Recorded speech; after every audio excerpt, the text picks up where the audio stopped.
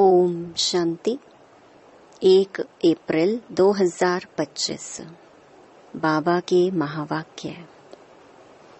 मीठे बच्चे, बाप नॉलेजफुल है, उन्हें जानी जाननहार कहना यह उल्टी महिमा है। बाप आते ही हैं तुम्हें पतित से पावन बनाने। प्रश्न: बाप के साथ साथ सबसे अधिक महिमा और किसकी है और कैसे? उत्तर: पहला, बाप के साथ भारत की महिमा भी बहुत है। भारत ही अविनाशी खंड है। भारत ही स्वर्ग बनता है। बाप ने भारतवासियों को ही धनवान, सुखी और पवित्र बनाया है। दूसरा, गीता की भी अपरम अपार महिमा है। सर्वशास्त्रमयी शिरोमणि गीता है। तीसरा, तुम चैतन्य ज्ञान गंगाओं की भी बहुत महिमा है। तुम डायरेक्ट ज्ञान सागर से निकली हो। ओम शांति। ओम शांति का अर्थ तो नए व पुराने बच्चों ने समझा है। तुम बच्चे जान गए हो, हम सब आत्माएं परमात्मा की संतान हैं। परमात्मा ऊंच ते ऊंच और बहुत प्यारे ते प्यारा, सभी का माशूक है। बच्चों को ज्ञान और भक्ति का राज तो समझाया है। ज्ञान माना दिन, सतयुग त्रेता। भक्ति माना रात, द्वापर कलयुग। भारत की ही बात है। पहले पहले तुम भारतवासी आते हो। 84 का चक्कर भी तुम भारतवासियों के लिए है। भारत ही अविनाशी खंड है। भारत खंड ही स्वर्ग बनता है और कोई खंड स्वर्ग नहीं बनता। बच्चों को समझाया गया है, नई दुनिया सतयुग में भारत ही होता है। भारत ही स्वर्ग कहलाता है। भारतवासी ही फिर 84 जन्म लेते हैं, नरकवासी बनते हैं। वही फिर स्वर्गवासी बनेंगे। इस समय सभी नरकवासी हैं, फिर भी और सभी खंड विनाश हो, बाकी भारत रहेगा। भारत खंड की महिमा अपरम अपार है।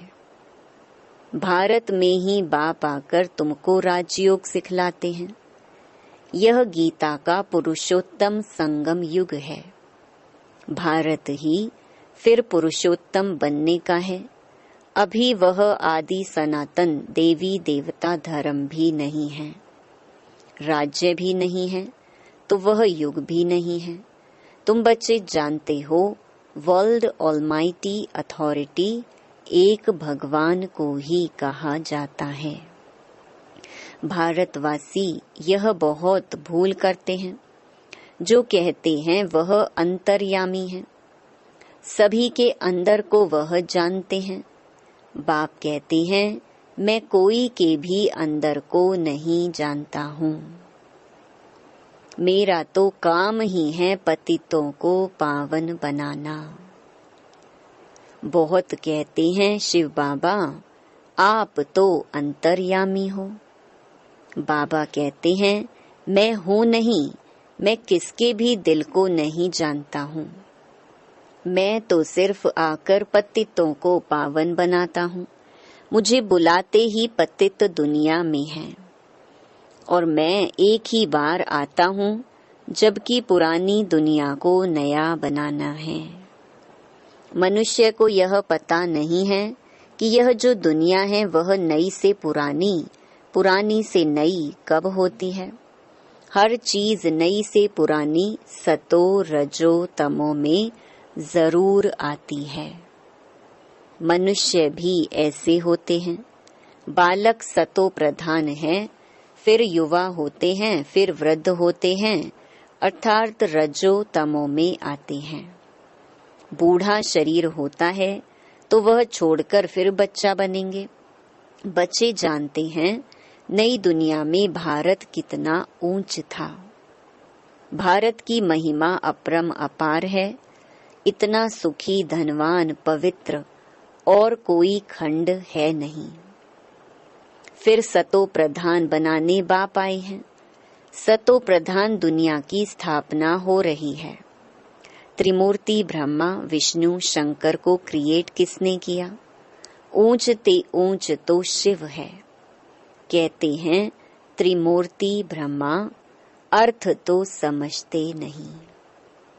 वास्तव में कहना चाहिए त्रिमूर्ति शिव, ना कि ब्रह्मा। अब गाते हैं देव देव महादेव। शंकर को ऊंच रखते हैं तो त्रिमूर्ति शंकर कहे ना। फिर त्रिमूर्ति ब्रह्मा क्यों कहते? शिव है रचयिता, गाते भी हैं परम पिता परमात्मा। ब्रह्मा द्वारा स्थापना करते हैं ब्राह्मणों की। भक्ति मार्ग में नॉलेजफुल बाप को जानी जानन हार कह देते हैं। अब वह महिमा अर्थ सहित नहीं है। तुम बच्चे जानते हो बाप द्वारा हमें वर्षा मिलता है। वह खुद हम ब्राह्मणों को पढ़ाते हैं, क्योंकि वह बाप भी है, सुप्रीम टीचर भी है। वर्ल्ड की हिस्ट्री, ज्योग्राफी कैसे चक्कर लगाती है वह भी समझाते हैं। वही नॉलेजफुल है। बाकी ऐसे नहीं कि वह जानी जाननहार है। यह भूल है। मैं तो सिर्फ आकर पतितों को पावन बनाता हूँ। 21 जन्मों के लिए राज्य भाग्य देता हूँ। भक्ति मार्ग में है अल्पकाल का सुख, जिसको सन्यासी हठ योगी जानते ही नहीं। ब्रह्म को याद करते हैं। अब ब्रह्म तो भगवान नहीं, भगवान तो एक निराकार शिव है, जो सर्व आत्माओं का बाप है। हम आत्माओं के रहने का स्थान ब्रह्मांड स्वीट होम है। वहां से हम आत्माएं यहाँ पाठ बजाने आती हैं। आत्मा कहती है हम एक शरीर छोड़ दूसरा तीसरा लेती हूँ। 84 जन्म भी भारतवासियों के ही हैं। जिन्होंने बहुत भक्ति की है वही फिर ज्ञान भी जास्ती उठाएंगे। बाप कहते हैं गृहस्थ व्यवहार में भल रहो, परंतु श्रीमत पर चलो। तुम सभी आत्माएं आशिक हो एक परमात्मा माशूक की। भक्ति मार्ग से लेकर तुम याद करते आए हो। आत्मा बाप को याद करती है। यह है ही दुख धाम। हम आत्माएं असुल शांति धाम की निवासी हैं। पीछे आए सुख धाम में फिर हमने 84 जन्म लिए। हम सो हम का अर्थ भी समझाया है। वह तो कह देते आत्मा सो परमात्मा, परमात्मा सो आत्मा। अब बाप ने समझाया है हम सो देवता, क्षत्रिय, वैश्य सो शूद्र। अभी हम सो ब्राह्मण बने हैं, सो देवता बनने के लिए। यह है यथार्थ अर्थ। वह है बिल्कुल रॉन्ग। सतयुग में एक देवी देवता धर्म अद्वैत धर्म था। पीछे और धर्म हुए हैं तो द्वैत हुआ है। द्वापर से आसुरी रावण राज्य शुरू हो जाता है। सतयुग में रावण राज्य ही नहीं तो 5 विकार भी नहीं हो सकते। वह है ही संपूर्ण निर्विकारी। अभी तुम हो गॉडली स्टूडेंट, तो यह टीचर भी हुआ, फादर भी हुआ। फिर तुम बच्चों को सद्गति दे स्वर्ग में ले जाते हैं, तो बाप, टीचर, गुरु तीनों ही हो गया। उनके तुम बच्चे बने हो तो तुमको कितनी खुशी होनी चाहिए। मनुष्य तो कुछ भी नहीं जानते, रावण राज्य है ना। हर वर्ष रावण को जलाते आते हैं, परंतु रावण है कौन यह नहीं जानते। तुम बच्चे जानते हो यह रावण भारत का सबसे बड़ा दुश्मन है। यह नॉलेज तुम बच्चों को ही नॉलेजफुल बाप से मिलती है। वह बाप ही ज्ञान का सागर, आनंद का सागर है। ज्ञान सागर से तुम बादल भरकर फिर जाई वर्षा बरसाते हो। ज्ञान गंगाएं तुम हो, तुम्हारी ही महिमा है। बाप कहते हैं मैं तुमको अभी पावन बनाने आया हूँ। यह एक जन्म पवित्र बनो, मुझे याद करो तो तुम तमो प्रधान से सतो प्रधान बन जाएंगे। मैं ही पतित पावन हूँ। जितना हो सके याद को बढ़ाओ। मुख से शिव बाबा कहना भी नहीं है। जैसे आशिक माशूक को याद करते हैं, एक बार देखा बस फिर बुद्धि में उनकी ही याद रहेगी। भक्ति मार्ग में जो जिस देवता को याद करते, पूजा करते, उसका साक्षात्कार हो जाता है। वह है अल्प काल के लिए। भक्ति करते नीचे उतरते आए हैं। अब तो मौत सामने खड़ा है। हाय हाय के बाद फिर जय जयकार होनी है। भारत में ही रक्त की नदी बहनी है। सिविल वॉर के आसार भी दिखाई दे रहे हैं। तमो प्रधान बन गए हैं। अब तुम सतो प्रधान बन रहे हो। जो कल्प पहले देवता बने हैं वही आकर बाप से वर्षा लेंगे। कम भक्ति की होगी तो ज्ञान थोड़ा उठाएंगे, फिर प्रजा में भी नंबरवार पद पाएंगे। अच्छे पुरुषार्थी श्रीमत पर चल अच्छा पद पाएंगे। मैनर्स भी अच्छे चाहिए। दैवी गुण भी धारण करने हैं। वह फिर 21 जन्म चलेंगे। अभी हैं सबके आसुरी गुण। आसुरी दुनिया पतित दुनिया है ना। तुम बच्चों को वर्ल्ड की हिस्ट्री ज्योग्राफी भी समझाई गई है। इस समय बाप कहते हैं याद करने की मेहनत करो तो तुम सच्चा सोना बन जाएंगे। सतयुग है गोल्डन एज, सच्चा सोना। फिर त्रेता में चांदी की अलॉय पड़ती है। कला कम होती जाती है। अभी तो कोई कला नहीं है। जब ऐसी हालत हो जाती है तब बाप आते हैं। यह भी ड्रामा में नूंद है। इस रावण राज्य में सभी बेसमझ बन गए हैं। जो बेहद ड्रामा के पाठधारी होकर भी ड्रामा के आदि मध्य अंत को नहीं जानते हैं। तुम एक्टर्स हो ना। तुम जानते हो हम यहाँ पार्ट बजाने आए हैं, परंतु पार्टधारी होकर जानते नहीं। तो बेहद का बाप कहेंगे ना कि तुम कितने बेसमझ बन गए हो। अब मैं तुम्हें समझदार हीरे जैसा बनाता हूँ, फिर रावण कौड़ी जैसा बना देता है। मैं ही आकर सबको साथ ले जाता हूँ, फिर यह पतित दुनिया भी विनाश होती है। मच्छरों सदृश्य सबको ले जाता हूँ। तुम्हारी एम ऑब्जेक्ट सामने खड़ी है। ऐसा तुमको बनना है, तब तो तुम स्वर्गवासी बनेंगे। तुम ब्रह्मा कुमार कुमारियां यह पुरुषार्थ कर रहे हो। मनुष्यों की बुद्धि तमो प्रधान है तो समझते नहीं। इतने बीके हैं तो जरूर प्रजापिता ब्रह्मा भी होगा। ब्राह्मण है चोटी, ब्राह्मण फिर देवता। चित्रों में ब्राह्मणों को और शिव को गुम कर दिया है। तुम ब्राह्मण अभी भारत को स्वर्ग बना रहे हो। अच्छा, मीठे मीठे सिकिलधे बच्चों प्रति माता पिता बाप दादा का याद प्यार और गुड मॉर्निंग। रूहानी बाप की रूहानी बच्चों को नमस्ते। धारणा के लिए मुख्य सार। पहला, ऊंच पद के लिए श्रीमत पर चल अच्छे मैनर्स धारण करने हैं। दूसरा, सच्चा आशिक बन एक माशूक को ही याद करना है। जितना हो सके याद का अभ्यास बढ़ाते जाना है। वरदान, निमित्तपन की स्मृति से माया का गेट बंद करने वाले डबल लाइट भव। जो सदा स्वयं को निमित्त समझकर चलते हैं, उन्हें डबल लाइट स्थिति का स्वतः अनुभव होता है।